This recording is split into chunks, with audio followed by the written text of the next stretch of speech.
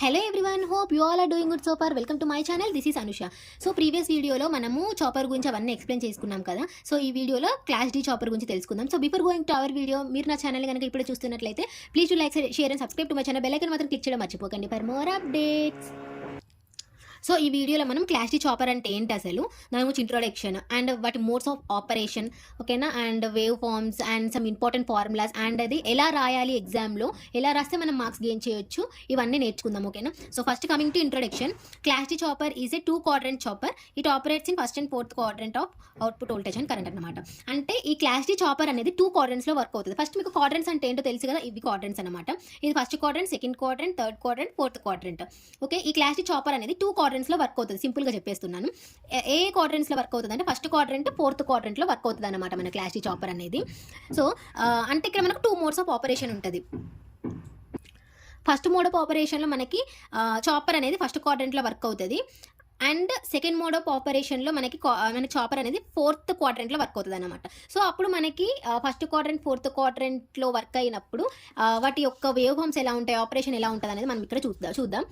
కాకపోతే మీరు ఎగ్జామ్లో రాసేటప్పుడు ఏంటంటే మీరు హెడింగ్ పెట్టేసి ఫస్ట్ ఇంట్రొడక్షన్ రాయండి. ఎందుకంటే ఇంట్రొడక్షన్ రాస్తే ఒక ఎలివేషన్ వస్తుంది అన్నమాట. లైక్ కొంచెం నాలెడ్జ్ ఎక్కువ ఉన్న పర్సన్స్ లైక్ ఇంట్రొడక్షన్ లాగా రాస్తారు అండ్ అలా ఉంటుంది అన్నమాట కరెక్షన్ చేసే వాళ్ళకి.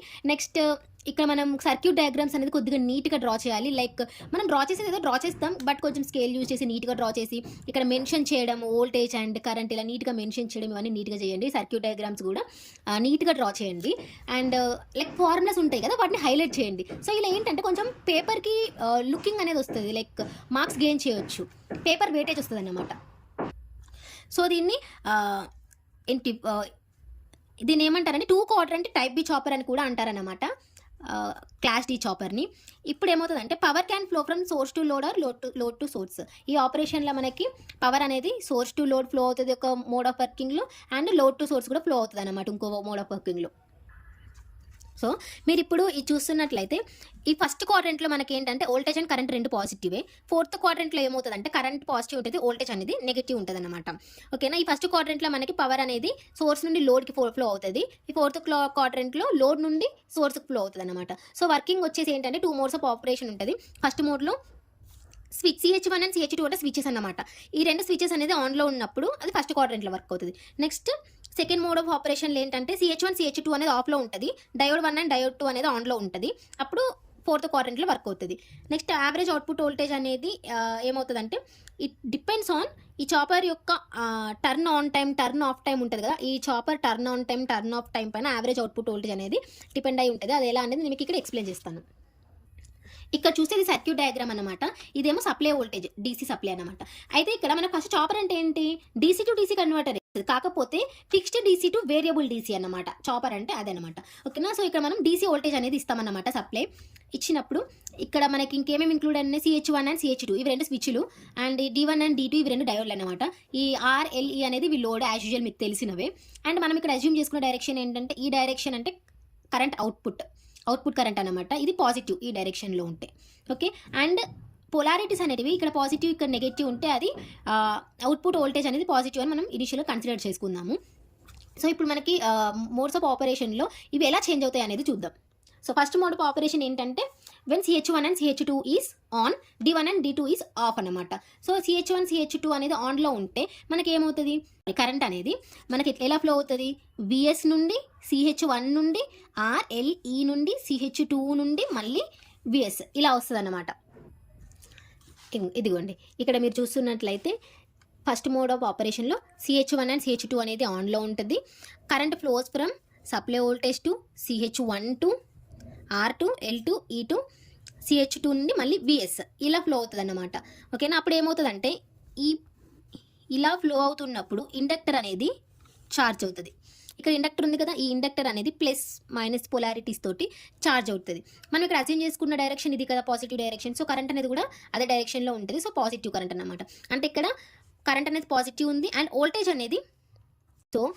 అనేది మనకి పాజిటివ్ వోల్టేజ్ అనేది ఇక్కడ అపియర్ అవుతుంది, ఈ నెగటివ్ వోల్టేజ్ అనేది ఇక్కడ అపియర్ అవుతుంది అన్నమాట.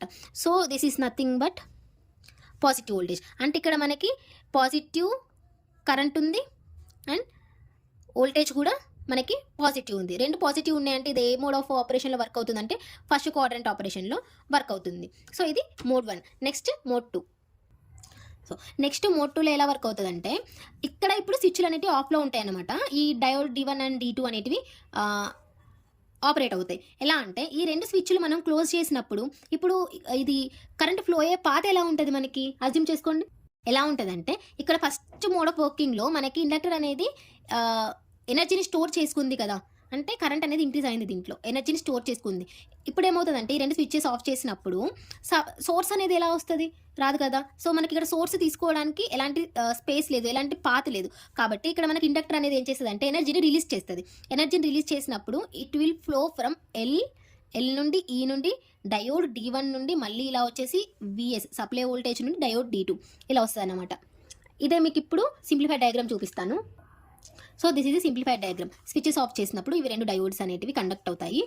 మనకి కండక్షన్ అనేది inductor will releases it's energy by reversing it's polarities negative positive ఇలా తన పొలారిటీస్ని చేంజ్ చేసి కరెంట్ అనేది ఎల్ నుండి ఈ నుండి డయోడ్ D1 నుండి సప్లై వోల్టేజ్ నుండి మళ్ళీ డయోడ్ D2కి ఇలా ఫ్లో అవుతుంది అనమాట.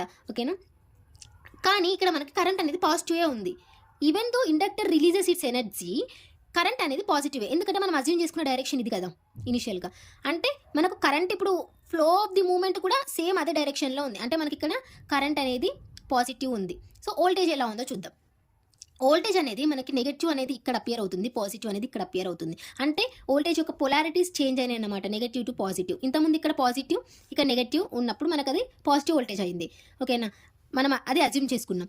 ఇక్కడ మనకి పొలారిటీస్ అనేవి చేంజ్ అయినాయి, నెగటివ్ పాజిటివ్. అంటే మనం ఇనిషియల్గా అనుకున్న పొలారిటీస్ కంటే ఆపోజిట్ పొలారిటీస్ వచ్చినాయి. అంటే ఇక్కడ కరెంట్ అనేది నెగటివ్లో ఉంది. మన ఫోర్త్ క్వాడ్రంట్ ఆఫ్ వర్కింగ్లో ఏంటి? Current positive and voltage negative ఉంటే అది fourth quadrant of working. So ఇక్కడ same negative voltage, output voltage అనేది నెగటివ్ ఉంటుంది. అంటే ఇది ఫోర్త్ క్వాడ్రంట్లో వర్క్ అవుతుంది. Simple, nothing. ఇక్కడ ఏం లేదు తెలుసా, మనకు మోడ్స్ ఆఫ్ వర్కింగ్ అంటే ఫస్ట్ క్వాడ్రంట్ ఎలా వర్క్ అవుతుంది, సెకండ్ క్వాడ్రంట్ ఎలా వర్క్ అవుతుంది, అలా 4 క్వాడ్రంట్స్ ఎలా వర్క్ అవుతాయో తెలిస్తే మనం ఈజీగా సర్క్యూట్ డయాగ్రామ్స్ డ్రా చేయొచ్చు, ఈజీగా మ్యాటర్ రాసేయచ్చు.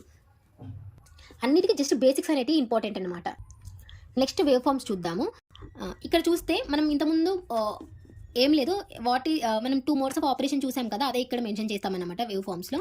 టర్న్ ఆన్ పీరియడ్ అనమాట ఇదేమో టర్న్ ఆఫ్ పీరియడ్.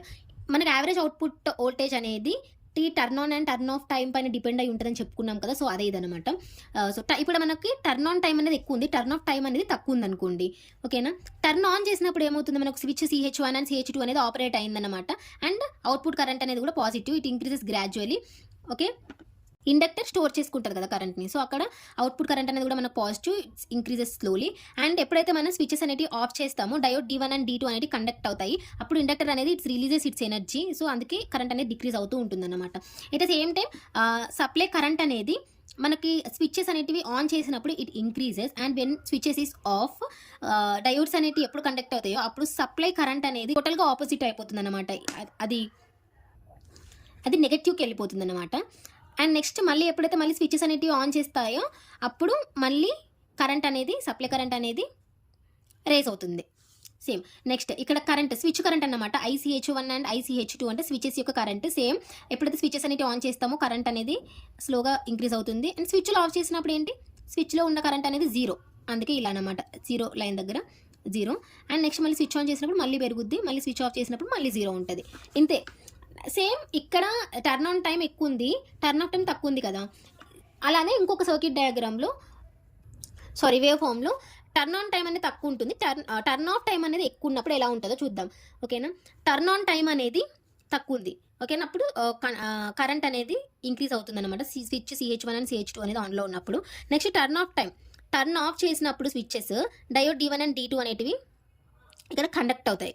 ఓకే, ఇక్కడ సప్లై కరెంట్ కూడా స్విచెస్ ఆన్ చేసినప్పుడు ఇంక్రీజ్ అవుతుంది, అండ్ స్విచెస్ అనేవి ఆఫ్ చేసినప్పుడు డయోడ్స్ అనేవి కండక్ట్ అయినప్పుడు కరెంట్ అనేది నెగటివ్లోకి వెళ్ళిపోతుంది. అండ్ స్విచెస్ యొక్క కరెంట్ కూడా స్విచెస్లో ఉన్నప్పుడు స్విచెస్ ఆన్ చేసినప్పుడు కరెంట్ అనేది ఇంక్రీజ్ అవుతుంది అండ్ స్విచ్ ఆఫ్ చేసినప్పుడు కరెంట్ విల్ బి 0. సో ఈ మోడ్ ఆఫ్ ఆపరేషన్లో వర్క్ అయినప్పుడు ఏమవుతుందంటే అవుట్పుట్ వోల్టేజ్ అనేది నెగటివ్లో ఉంటుందన్నమాట.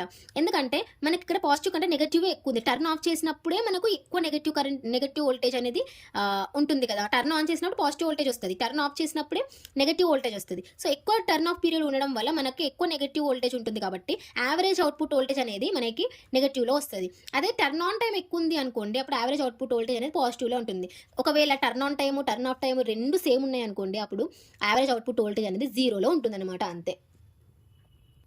నెక్స్ట్ ఫార్ములా విషయంలోకి వస్తే సేమ్ నేను అదే రాశాను అనమాట, వేవ్ ఫార్మ్స్లో ఉన్నది. ఇప్పుడు turn on time is greater than turn off time, average output voltage అనేది పాజిటివ్. టర్న్ ఆన్ టైం అనేది టర్న్ ఆఫ్ టైం కంటే తక్కువ ఉంటే యావరేజ్ అవుట్పుట్ వోల్టేజ్ అనేది negative. When turn on time is equal to turn off time, average output voltage is equal to 0. అంతే, ఏం లేదు. ఇలా మీరు నీట్గా రాయడం వల్ల ఏంటి అంటే మీకు కొంచెం కంటెంట్ అనేది వస్తుంది, ఇలా కంటెంట్ ఉంటుంది, ప్లస్ కొంచెం నీట్ అపియరెన్స్ ఉంటుంది. లైక్ పేపర్ అనేది కొంచెం మంచిగా అట్రాక్టివ్గా ఉంటుంది. Attractive in the sense like paper weightage కనిపిస్తుంది అనమాట. Next what is the applications అంటే ఎప్పుడైతే ఫస్ట్ క్వాడ్రెంట్లో వర్క్ అవుతుందో అది ఫార్వర్డ్ మానిటరింగ్లో వర్క్ అవుతుంది. ఎప్పుడైతే ఫోర్త్ క్వాడ్రెంట్లో వర్క్ అవుతుందో అది రీజనరేటివ్ బ్రేకింగ్ లాగా యూజ్ అవుతుంది అనమాట రియల్ టైమ్ అప్లికేషన్స్లో.